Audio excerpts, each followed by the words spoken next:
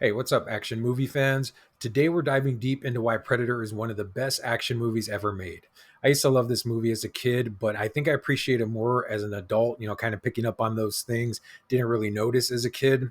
But from its epic soundtrack and its badass cast to the unforgettable one liners and the legendary Predator creature itself, this film has pretty much everything an action fan could ask, right? And bonus points if you also like science fiction. And so let's break down what makes Predator a timeless classic. All right, so let's start with the soundtrack. While the movie predominantly features just one song, that song being Little Richard's Long Tall Sally, and if you're a Rick and Morty fan, there's a episode where he asks, that song by the effeminate black guy from the 1950s, this is who they're referring to, right? Little Richard. That song in Rick and Morty's Tutti Frutti, but the song in the Predator movie is Long Tall Sally, right? And its use in this movie is nothing short of epic, right? I remember when I was a kid, if I was ever needed to get myself pumped up, I would always think of that scene of them in the chopper at the beginning. The music plays under the red light when they're about to get inserted into the jungle, and the camera pans around and you see a little bit of the character's personality and like the things they're doing, right? And so that was a really awesome use of that song. And again, it's I think the only song that's in that movie. But aside from that song, the music in this movie will also get you pumped up, right? If you're ready to get into some shit and you need to get pumped up, right? You listen to the soundtrack and it'll do the job, right? Definitely pump some testosterone into your body. And so the opening scene, like I said, it's just, the helicopter backed by that powerful music. It pretty much sets the tone for the entire film. Later in the film, you can actually hear Mac, who, if you've seen the movie, Mac, when he's trying to avenge Blaine, you hear him repeating the lyrics over and over. Gonna have some fun tonight, right? Gonna have some fun tonight.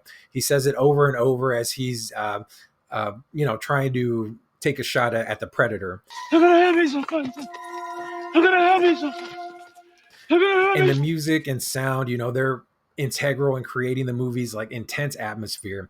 It just makes you want to go out, like I said, and get into some stuff. And so definitely one of the things that make this movie awesome is the soundtrack. The cast of Predator is, like I said, it's filled with real badasses, right? You have Arnold Schwarzenegger. He leads a team as Dutch.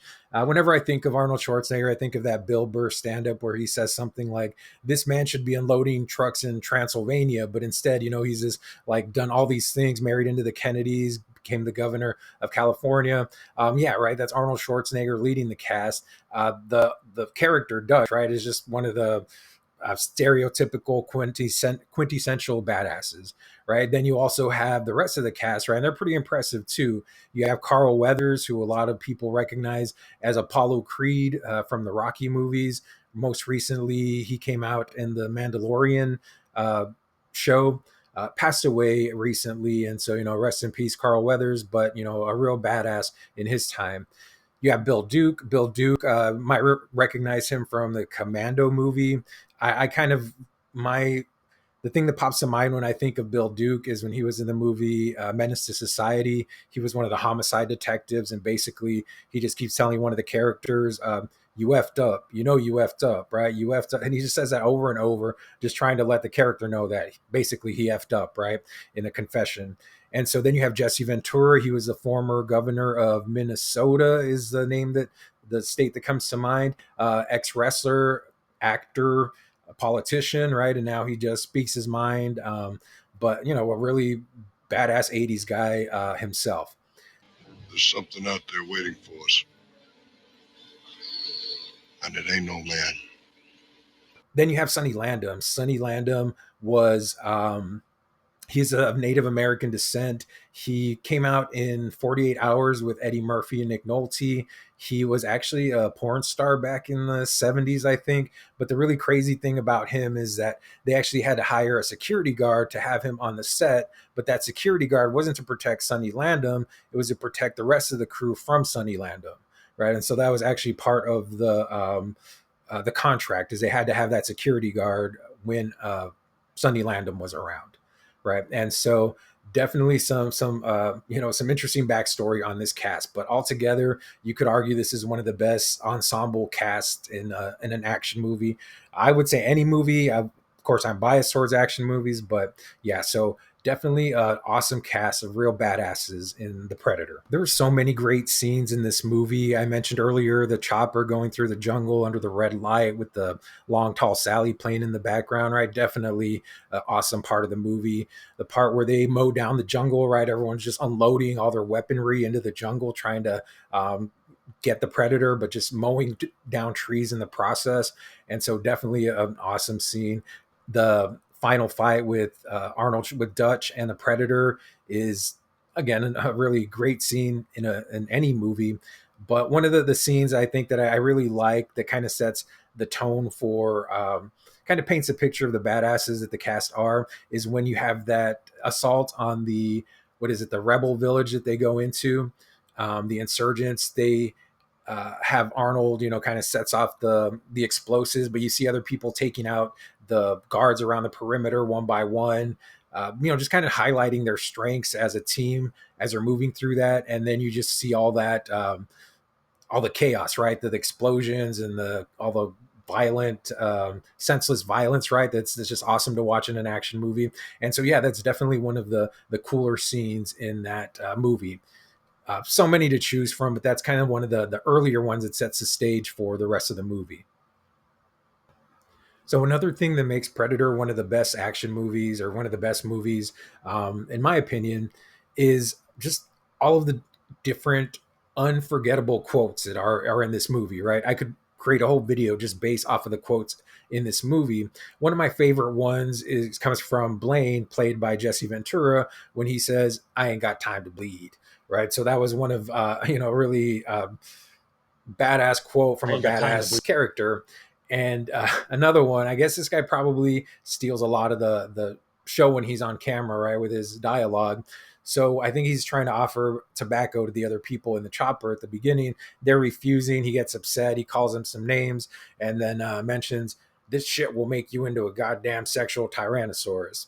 And that's just a really funny line. And of course, when Schwarzenegger goes, he's like face to face with the Predator once he takes his mask off, and he's just like, "You're one ugly mother Ugly effer." mother. Right. So these quotes have become part of movie legend. But after you see this movie, these are some of the lines that stick in your head. I know, like I said, there are countless others that I could have put up here, but these are just some of the ones that stick out in my head. So now let's talk about the Predator itself, right? The Predator, this character, it's not just like a mindless killer that goes around just kind of killing everything it sees.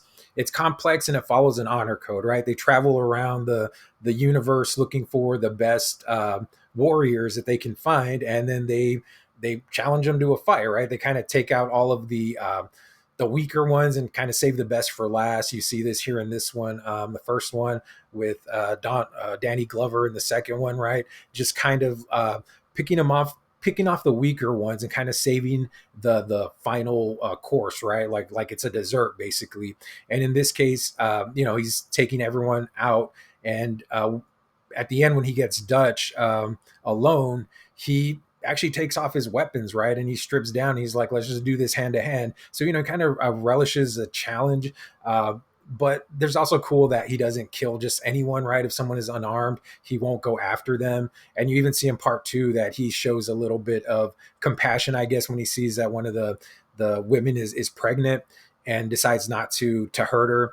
And so, this is just a little bit of complexity, right? Not just kind of like a mindless killer, kind of like the Terminator, right? He's just programmed to do one thing and he just does that regardless of anything else. Although that's cool in and of itself, right? Another one of my favorite movies. But he just follows that honor code, doesn't harm the unarmed, willing to engage in that hand-to-hand combat. But the Predator costume, right? It wasn't always what you see in the movie. Before it was at its final like iteration, it was actually kind of like a little monkey type alien, and it was going to be played by Jean-Claude Van Damme, right? But the movie or the creature itself, like Van Damme hated that costume. He said he was going to get himself killed if he tried to do any stunts in that thing, and it did not look good. You can see some of these earlier images, and just is not really, it wouldn't have had the impact that the current design has. And so eventually Van Damme, they let him go. I think it's he really didn't want to do it and they really didn't want him there. And so the movie was put on pause for a little bit, but they actually were able to raise money to hire Stan Winston. And so Stan Winston is known for his the creatures that he creates on camera, right? He's worked for different movies, but they were able to pay him to design this character. And something that I read was that James Cameron, actually, the guy that directed The Terminator and a bunch of other movies, he actually gave the suggestion. Stan Winston asked if he had any ideas for the design. And James Cameron said, I'd like to see something with mandibles, right? So that was actually like those iconic mandibles that you see on the Predator creature. That supposedly came from James Cameron. Right, but thankfully, they scrapped that Van Damme version, the monkey alien version, and they got the money to hire Stan Winston, and the rest is movie history. Right, the Predator is just iconic image, and right, it's that badass Predator that we know today. And so, yeah, the creature itself helps make it one of the greats. And so, another really cool reason why I think The Predator is one of the greatest movies ever is just you see at the beginning of the movie, right? The firepower in Predator, it's always on display, right? It's, they have the minigun and these grenade launchers and just all of this automatic weaponry. And so, mines and things like that. And so, all this high tech weaponry at the beginning. But at the end of the movie, right, by the time it's all said and done, it's basically just Dutch and the Predator. And at this point, it's just the two of them, and all Dutch has on him. The only thing he has to fight with are bows and arrows, sticks and stones. Right? It's just the most primitive weapons known to man going against the Predator. Right? And at this point, the Predator, kind of strips off his weaponry, his mask, things like that, and they're just going hand to hand.